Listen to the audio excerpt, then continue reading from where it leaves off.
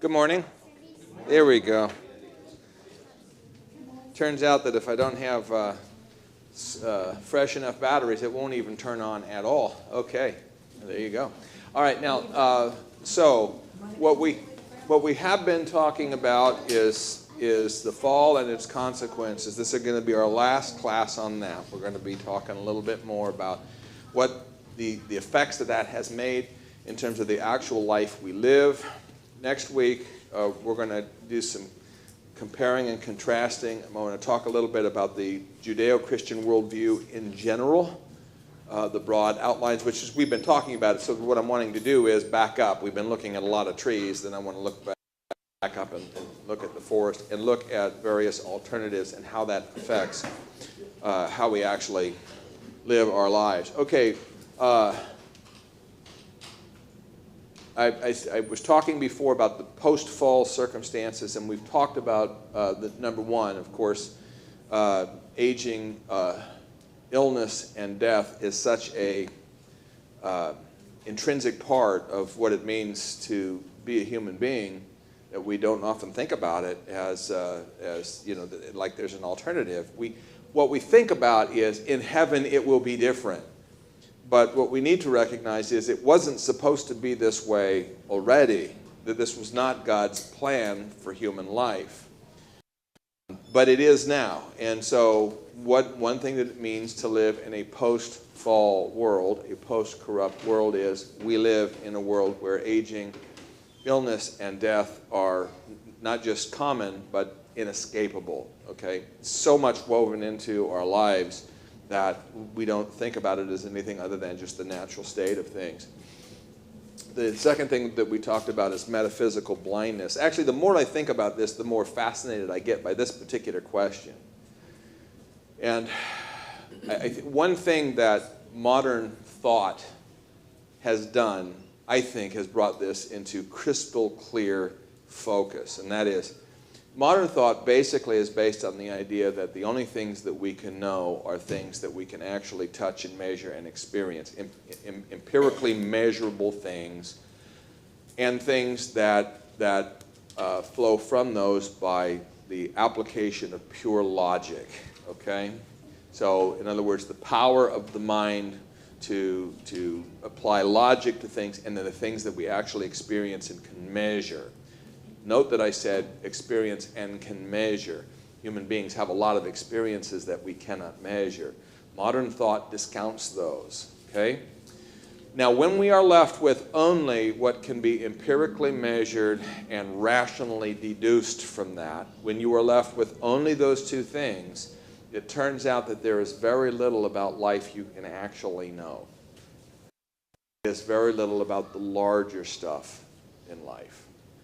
Such an elemental question as, is there a God, is unanswerable given those parameters that modern thought uses. It's not that modern people have determined that there is no God. It's that modern people have determined that the only way to get knowledge is by empirical evidence and the application of pure logic. And if you limit yourself to that, then you're limiting yourself to knowing only what that can actually grasp, and God is beyond that. Now, some people will say that if God is real, then we ought to be able to demonstrate his existence. I mean, if he's so pervasive and so real, I mean, how could he possibly be invisible to us? And I have to admit, that does sound pretty persuasive at first. I mean, you know, if God is this 800-pound gorilla, we ought to be able to point him out. But as we demonstrated, it was either last week or the week before that, we went through this thought process and this thought experiment about whether you can demonstrate that I'm real, or whether I can demonstrate that you're real, or whether you can demonstrate that you're real. Does a human being have a soul? Do you actually have free will? Is there a you, or are you just an illusion? And it turns out that limiting ourselves only to what modern philosophy says that we are limited to, I cannot even prove my own existence. That is, as a as a living being with an actual will. I can't even. Well, if I cannot even demonstrate that I exist, the person that I'm talking to when nobody else is listening, if I can't even demonstrate that, it's right in front of me, then it ought not to surprise me that there are a great many other things about life that I cannot touch. Modern thought has made this very, very abundantly clear, that the great majority, actually, of what human beings experience as human life is not empirical and not subject to simple logic. Okay? Do you all see that? You want to talk about this a little bit? Because this is just vitally important to understand that when modern thinking reduces itself only to scientifically verifiable things, and if it's not verifiable, we shrug our shoulders and we either say it doesn't exist at all, or we say, oh, maybe it exists, but we can't really know anything about it. I think, therefore I am. Well, but I mean, you think, therefore you think you are. You think, therefore you think you are. I think I'm observing the real world. Yeah, but who cares what you think? You're just being fooled. That's the whole thing. There's no way I can. But and yet, virtually every aspect of your life and mine that we count as valuable at all is lived on. I'm using the word metaphysical. It's lived on the plane of the metaphysical. In other words, it's not just the simple physical stuff. Just think of human language. And how profound human language is, and how rarely we deal in just simple, concretely measurable things. How rarely we think about that. And how almost all of our lives we are dealing with great issues of aspirations and love and grief and failure and fear and good and bad and proud, and I mean all these things that are just, it's the stuff of human life. Understand that according to modern science, and what I mean by science is scientism, all of that is just, it's just between the ears. It's not real. Okay? It's just between the ears. It's all a mirage. Now, that's what I mean by metaphysical blindness. Ourselves off from anything other than what we can directly experience and measure. We've cut ourselves off from virtually everything that human beings find meaningful. Okay? This is why we live. And so it shouldn't surprise us that in our modern society we have a real lot of trouble trying to gain any kind of consensus among us about what life is really all about, and what draws us all together and what we ought to be aiming for. And instead everything is kind of reducing down to an experiential level of life. What gives you pleasure or what gives you pain. I mean, there's a whole level of sort of ethics that says that a thing is good if it gives you pleasure. If it causes pain, it's bad, and that's your basic measurement. That's how you know good or bad, is whether in the end they cause more pain or more pleasure. That is to reduce ethics and morality down to what in some fashion we can measure. But of course, I mean, what an awful way to look at life. All right, but that's the box that we're in. That's the life that we live, unless God has done something else, and of course He has. We'll talk about that in a minute. Another aspect of life post-fall is demonic oppression. And what I mean by that is not necessarily being personally possessed, a la exorcist or something like that. I just mean that there are forces at work in this world that are intelligent and willful and opposed to God, and therefore muck with our life, whether we recognize it or not. And most of the time, we do not recognize it. We don't see the demonic finger.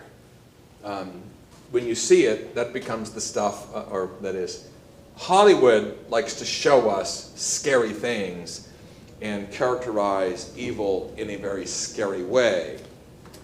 But that's because Hollywood is mostly already on the side of evil. So an awful lot of what we would consider to be quite evil is not scary at all. In fact, we're quite comfortable with it and live with it all the time and causes us no problems whatsoever. And Hollywood might even celebrate things that we would say, that's very, very bad. So, but this doesn't happen by accident. There are things at work in the world that are actually intentionally corrupting things. It is not all bad luck, although there may be plenty of chance involved in this too. So we have demonic oppression. This becomes a problem. Imagine yourself in the dark. It doesn't really matter if you're in the dark. Your ship has sunk, you're afloat at sea. You're managing to keep yourself up a head above water because you've got a little piece of wood or something that you're holding on to. But you realize that underneath you there are sharks and bad things swimming around. But you can't see them. And I mean, this is the stuff of a horror film, isn't it? And things like this have happened. You have no way to combat these things, do you? You won't know until it's too late that there's something about to take a bite out of you. And it wouldn't really matter if you knew anyway, okay? Because you have no means to fight it. It's kind of like our situation with the devil. If we were left to our own devices to fight spiritual forces, capable of identifying, recognizing, or resisting, or fighting, or even knowing we're about to be bitten. There's really nothing we can do. We're at their mercy, literally. So if God was not involved in our lives protecting us, we simply would have no means to protect ourselves. And that's life in this world, demonic oppression. We talked last week about idolatry, that human beings intrinsically are going to latch onto something which will become their God. And if we don't have the real God, then we will latch onto something else. But human beings do not do well if we think that it's just all us, okay? It's all literally time and chance. And if you're floating around in the water waiting for the shark to get you, you just won't live very long, and you won't care to live very long if you think it's just a matter of time and there's nothing you can do about it. A person in this world thinking that there is nothing you can do, everything is time and chance, tomorrow you may die and who can know. How are you going to thrive in that? You're not. You're just not. You're just waiting for the axe to fall. So you not thrive in that circumstance, and so they fashion gods for themselves. Maybe it's science. We're going to learn how to defeat the sharks or whatever it is. Or maybe it's that you're going to start praying to the stars, or you're going to start praying to the great God out there somewhere, wherever you are, the shark god, or whatever it happens to be. I mean, people will do what they have to do, but you're not just going to sit there floating in the water waiting to be eaten. If you do, you're just going to drown. I mean, you can't live like that, okay? So idolatry is a natural state of human beings. Human beings are intensely religious whether they intend to be or not. It's just that your religion may be ad hoc, it may be half-baked, it may not be well understood at all, it may be totally incoherent, it may be very coherent and totally wrong, or it may be right. But all human beings have sort of a metaphysical understanding of the universe in some sense of something that they're going to cling on to, which is going to be their salvation, okay? This is a fancy Latin phrase, incurvatus se. It means that we, human beings, have become curved in on ourselves. That's what that means, curved in on yourself, okay? So this is sort of the natural inclination of human beings, is that we are all about ourselves. Now that doesn't mean that nobody ever cares about anything else, but it does mean that our natural inclination is to think about ourselves first and then other people later according to their importance to us, okay? And we find ourselves having to battle even to do that. And this is so normal that we don't necessarily think of this as bad. And yet, being curved in on oneself and loving oneself is an inversion of what God actually intends human beings to be. Think about the commandment, you shall love the Lord your God with all your heart and mind and strength, and you shall love your neighbor as yourself. Okay? There is a, you shall love yourself, but the loving of yourself has nothing to do with what people in our society today understand by that. Okay? It doesn't mean you're pampering yourself and you're giving yourself what you need. It just means that you're a human being too, created by God, and therefore you care for yourself.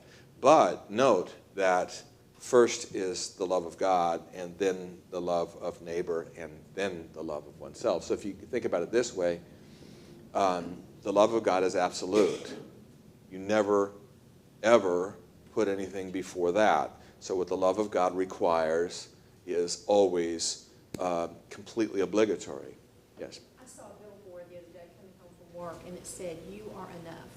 And I thought, what is that? I thought that was so bizarre. Well, we're talking about an incoherent religious statement. I mean, what does that mean? You are enough. I have no idea even where to begin with that. I don't even know how to criticize it. I'm not even sure it means anything. Right. But, oh yeah, and there's all kinds of things that way. You know, just being yourself and you're worth it. That's, of course, a lot of this is just nothing more than crass commercialism. You need to spend the money on this because you're worth it. Well, you're worth it? Well, yeah, if I want to make money, you better be worth it. So I'm peddling this thing. Well, sure.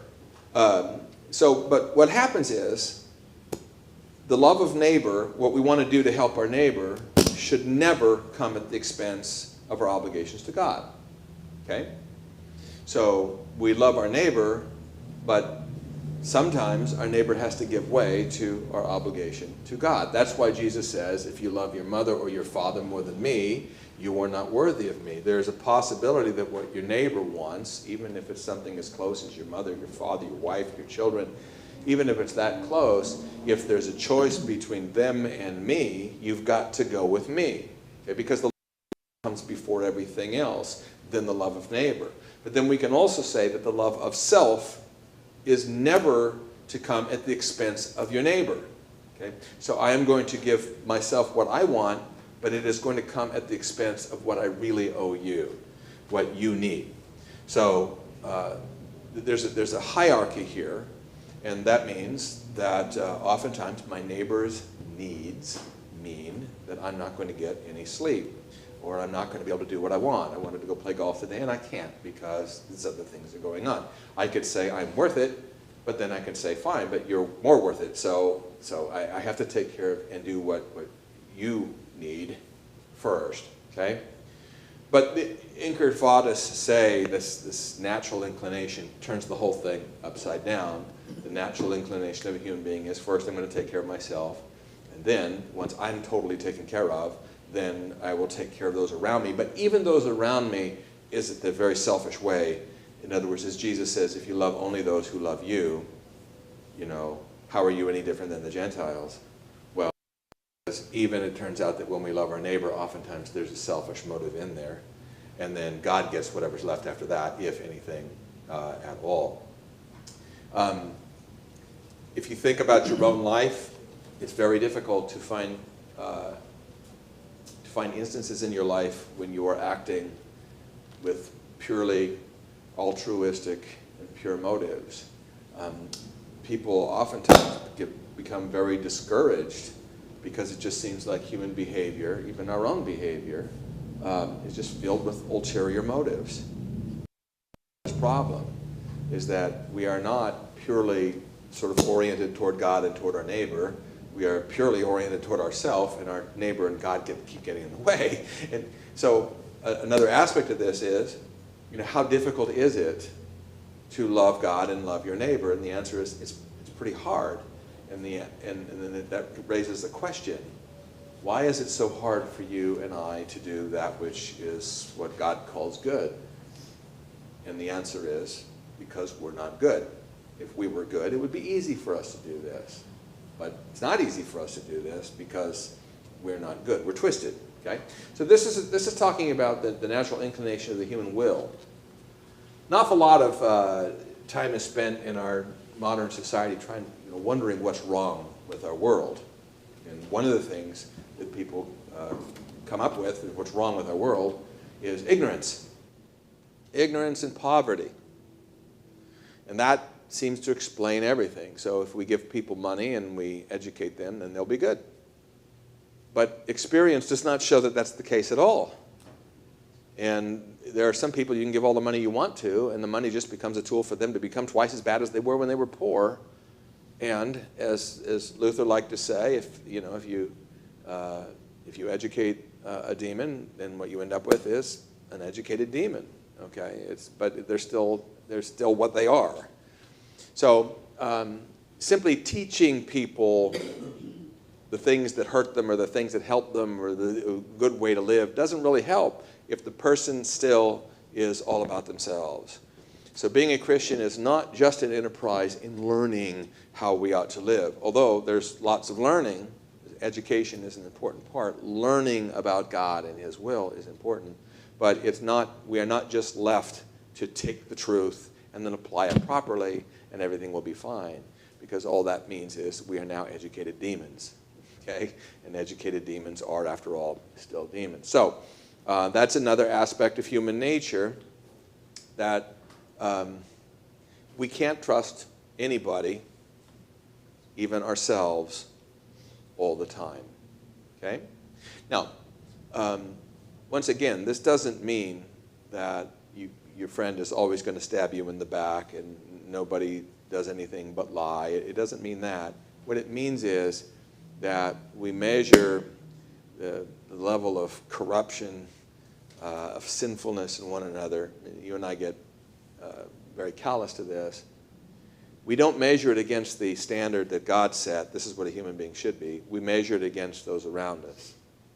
So if I say that you're a good person, what I really mean is that you're good compared to the average. That's what I mean. That's what you should mean.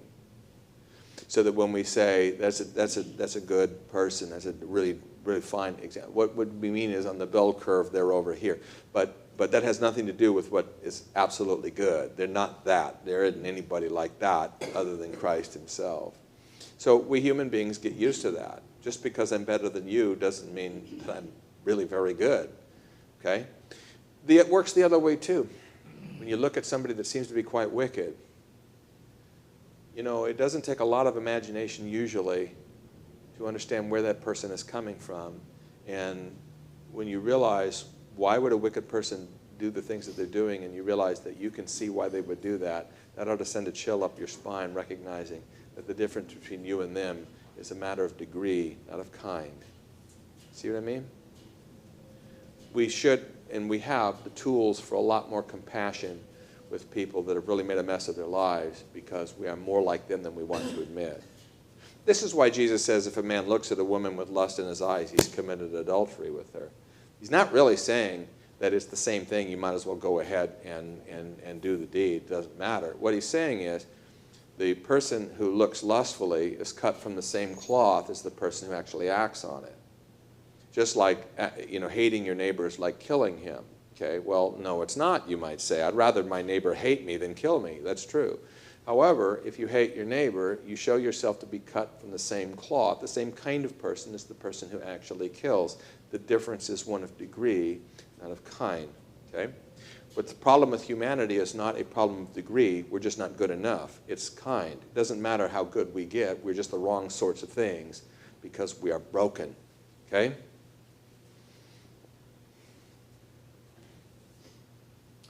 And of course, life is filled with all kinds of suffering, physical suffering and emotional suffering and mental suffering. We suffer for ourselves. We suffer for our kids. We suffer for people we care about. We suffer for our country. We just look around. Jesus says, blessed are those who mourn, for they shall be comforted. And the mourning that he's talking about is to look at the world in which we live and recognize what a wreckage it is and how much people suffer in this world and how desperately wrong that is. Think of Jesus coming to the tomb of Lazarus in John chapter 11, and talks about and surveys the scene of all the people crying, and they're showing him the tomb, and then it says Jesus wept.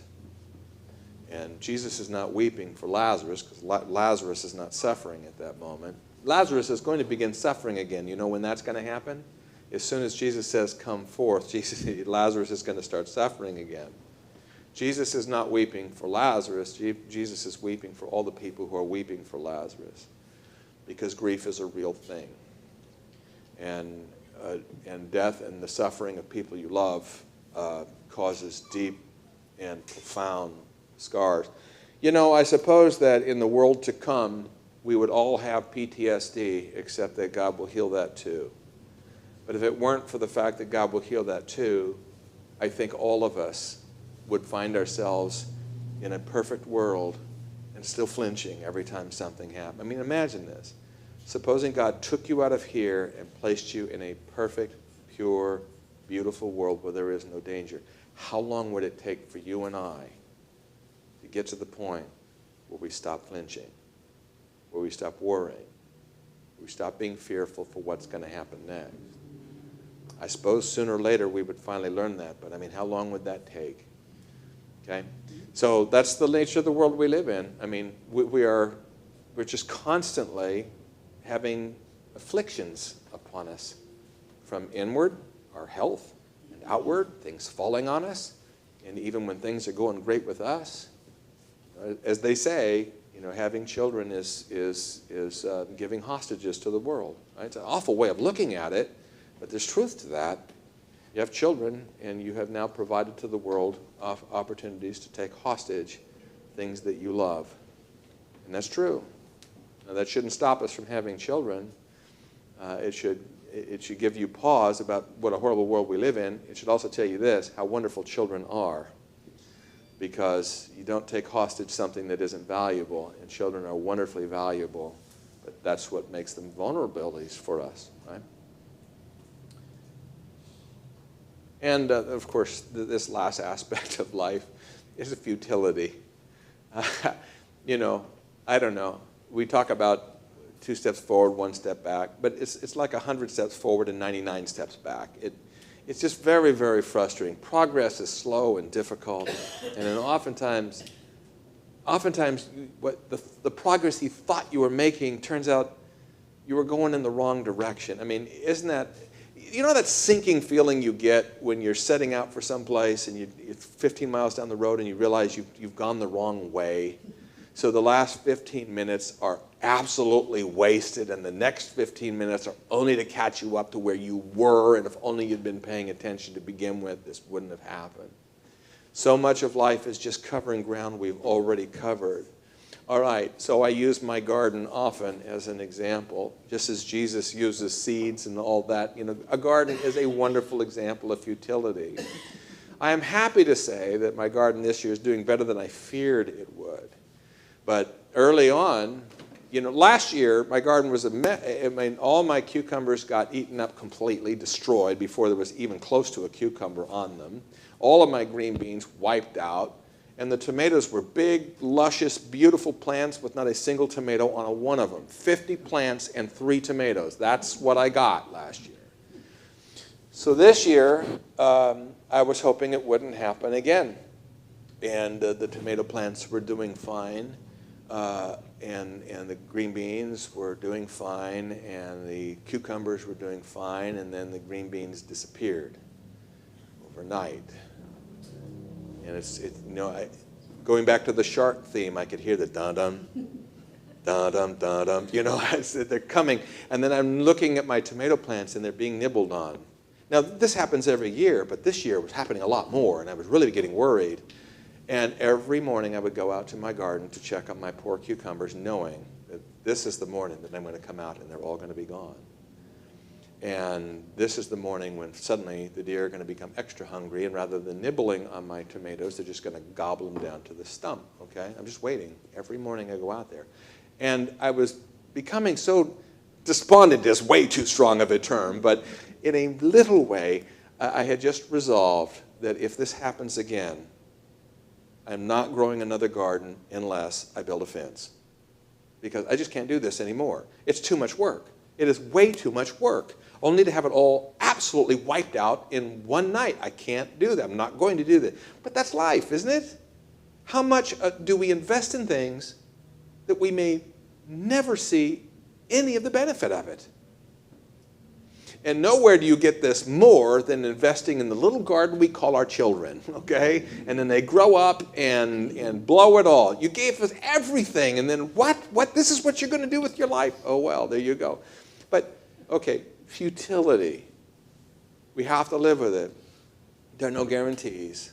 And you can buy insurance, but all that is one thing is, it just means you're going to pay no matter what. Okay, you're paying for the disaster even if it doesn't happen.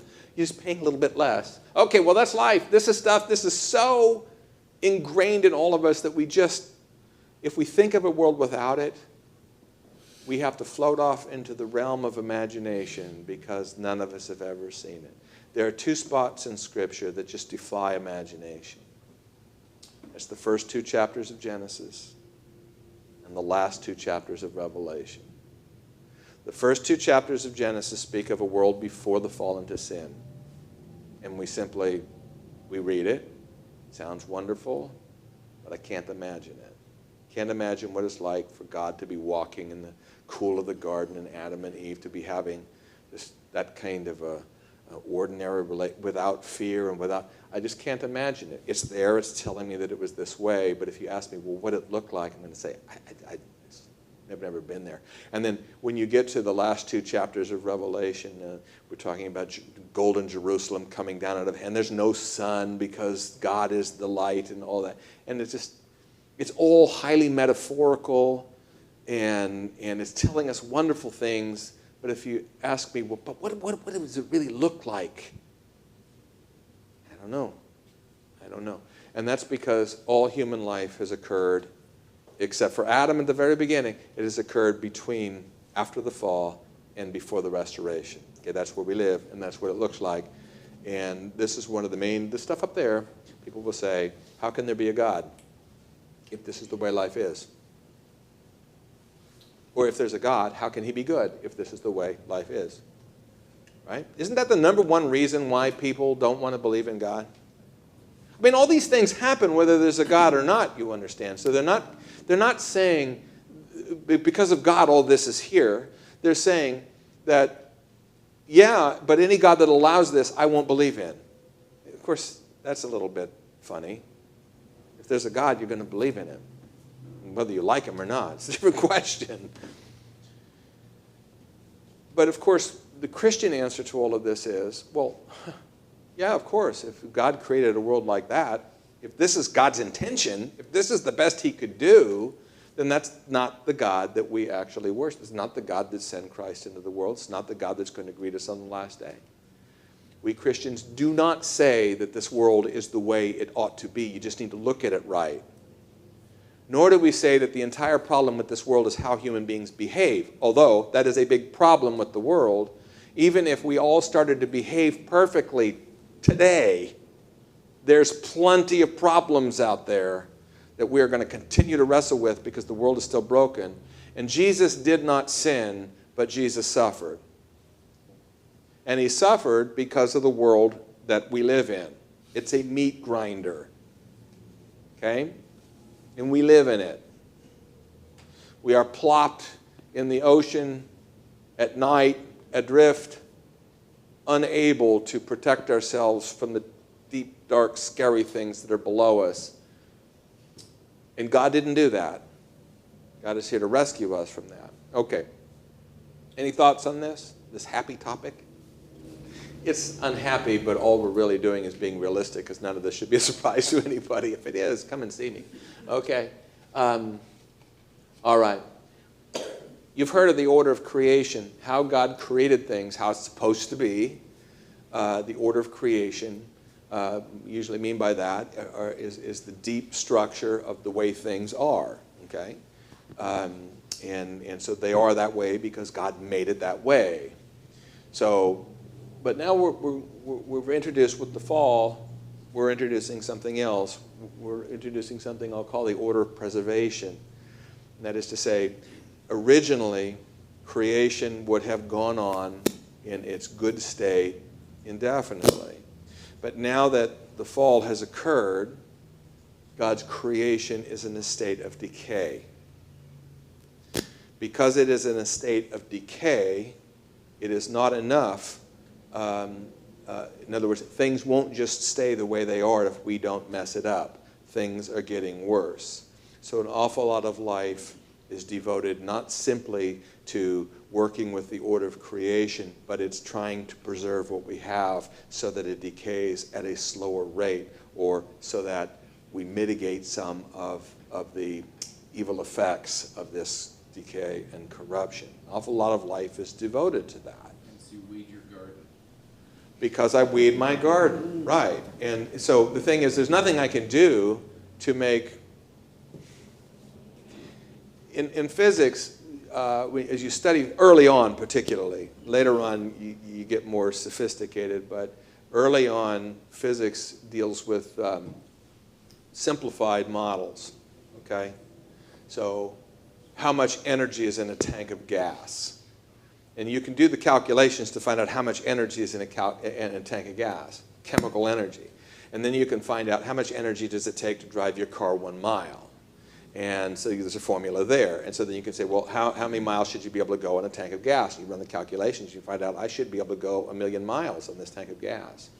But I can't. And everybody knows I can't. And why can't I? Because these are simplified formulas that don't take into account the waste and loss due to friction and heat and all that kind of stuff. In other words, things are very inefficient. So we spend an awful lot of time just trying to lose less. Okay? It's not that we're ever going to achieve 100% of anything. We're just trying to lose less. That's why there's no such thing as a perpetual motion machine, because as soon as the thing starts running, there's waste, and it's just all dissipating out into the world. My garden is never going to produce what theoretically it ought to be able to produce.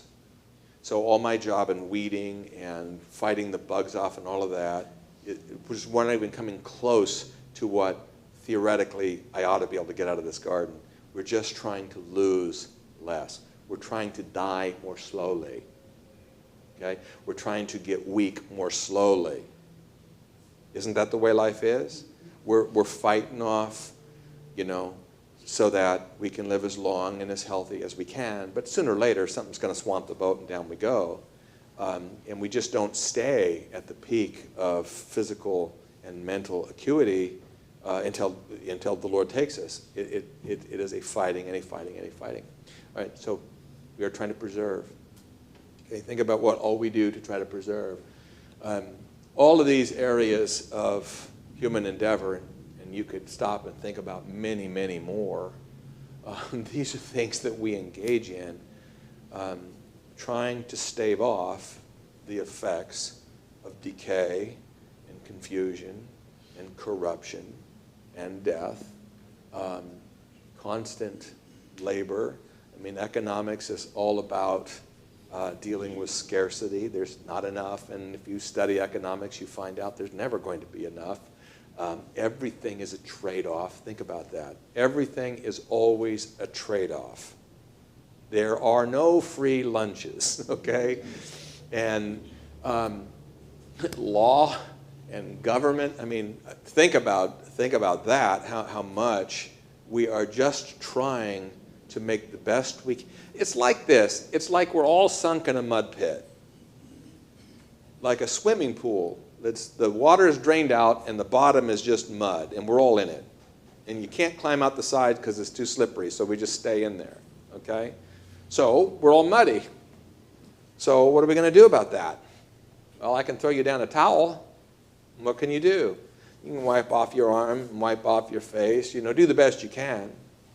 And you will, because I'd rather, wipe off my arms and my face, than just be covered in caked in mud. But I'm still muddy. And there's no way I'm going to stop that. And now the only towel I had is muddy too, okay? So that's the way life is. Everything is always broken and twisted in some fashion or another. We're doing the best we can. If we have to live in a mud pit, then let's not wallow in it like pigs. but let's not be foolish enough to think that we're clean. Do you see what I'm saying? All right, so here are human endeavors that unbelievers and believers alike engage in. Believers ought to have a better and more realistic appreciation of what we're trying to accomplish here. And science is not going to answer our problems. We're not going to live forever, and doctors are not going to keep you alive forever. We should know that. We should know that deep within our hearts. We should know that. Everything has its limits, and what we're trying to do is mitigate the damages. It's a good legal expression, mitigating the damages. The damage has happened. It's happening. There's nothing we can't make it go back, but we just try to make it as best as we can under the circumstances. And so most of these human areas of human endeavor are trying to mitigate the damages. Yeah. So Solomon was correct when he said... Yes, Solomon is correct. All is vanity. Yeah, vanity of vanities, emptiness. The sun rises and the sun sets, and then it goes back to its place again. But the waters go round and round, up into the sky and down into the ground, and yet the oceans are never full. In other words, there's a certain cyclical nature of things, but we never get anywhere.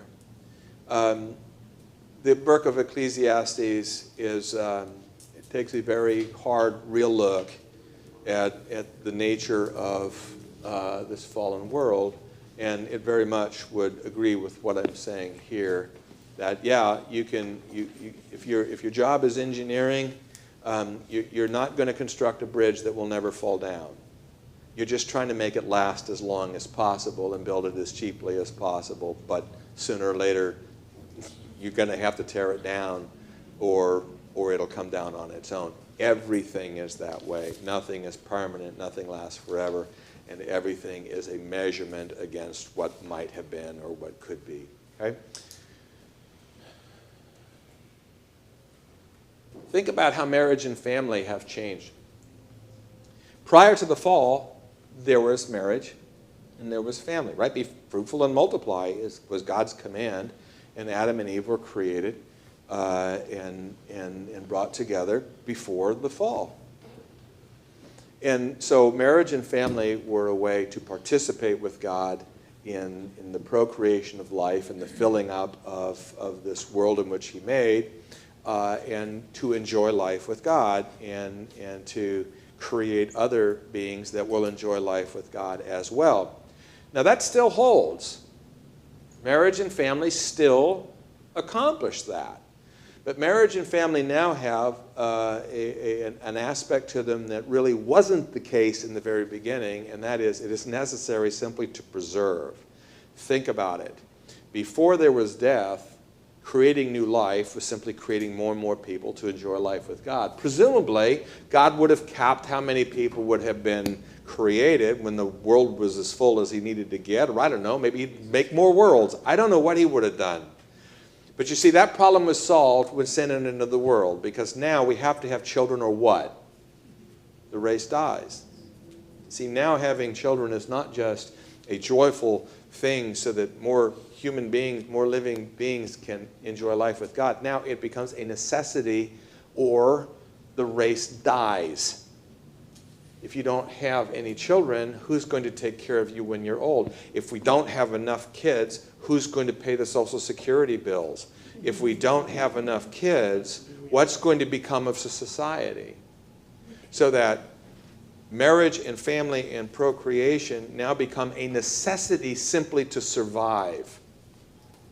Also, the need of a family is not only to provide a loving and nurturing environment, but now strong families are necessary in order to protect children and protect husbands and wives from the cruelty of the world around us. By the cruelty, I mean the cruelty of human beings and the cruelty of the elements.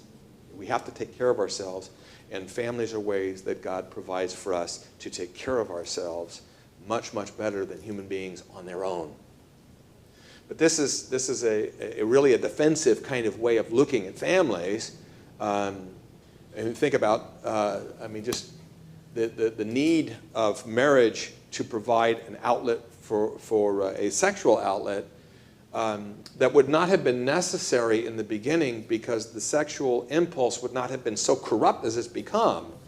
So that now Paul talks about every man should have a wife or he'll burn with passion. Well, that's not the most noble reason for marriage, is that if you're not married, you're going to burn with passion.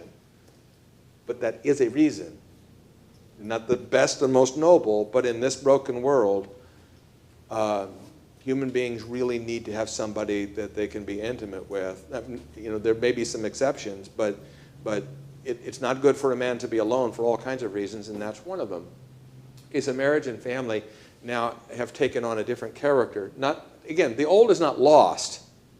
There is still an aspect in which we are being fruitful, multiplying, and subduing the earth, and doing God-ordained things.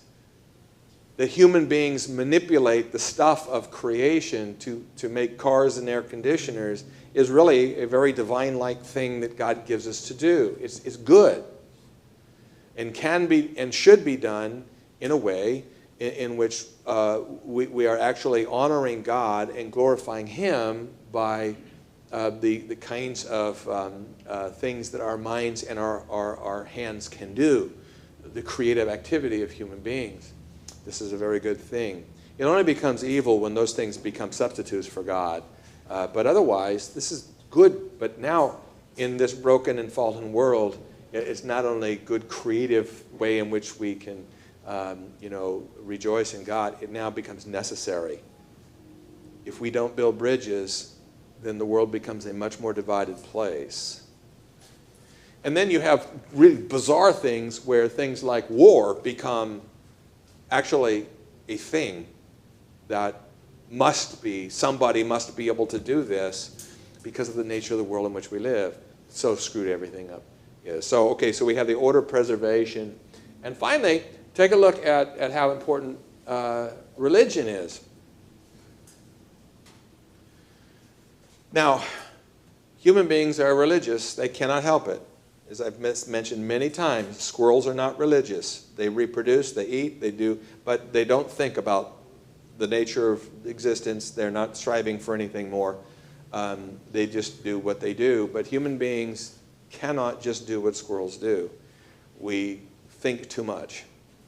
And we are way too aware of what life could be and what life should be and where we're going and what we ought to be doing and how we ought to live with one another and all of this. Again, squirrels don't ask those questions. That doesn't trouble them. They don't have troubled consciences ever, and they don't lay up at night worried about death. They just don't.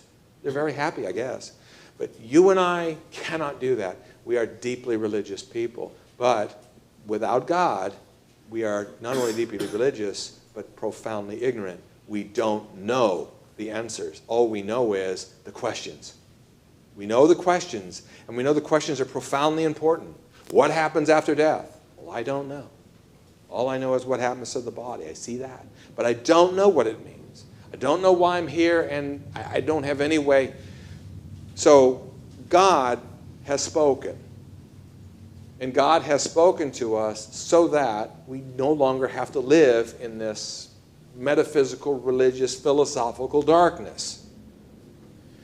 But now religion takes on not just its original intent, that we should walk with God and fellowship with Him and rejoice in life as He intended it, but now it becomes necessary for human survival, because you and I are going to be religious, but our religion might be totally incoherent and false and ridiculous and embarrassing and filled with lies, or even positively destructive, because people will believe in positively destructive things before they will believe in nothing. So that what we're engaged in now is a great deal more difficult than it ought to have been. It was not that hard for Adam and Eve to know God well enough to have a relationship with Him. But today, look what we have to go through so that we can walk with God and know God and serve Him. How difficult that is. So, all right, well, folks, we almost finished today. I've got just a little bit left, but we can roll that into what I was going to talk about next week also. So, yes, depressing, of course, but what we're really doing, folks, is we are being realistic about the world in which we live and the world into which Christ came and the world out of which we must be saved. Because if we are not saved from this world, then you read the list already, you see where it's going. Okay? We can put it off, we can delay it, we can't stop it, and in the end, we're powerless to do anything if God does not come to our aid, which of course he has. That's why we're here. Let's pray. Lord Jesus, we thank you that you are our great God and Savior, that you've come into this world, this broken, sinful world, and you have rescued us from it. Help us, O Lord, to trust in your words and your promises and your mighty power, for you are making all things new. And Lord, you will raise us up on the last day. So we pray, as your church has always prayed, come, Lord Jesus. Amen.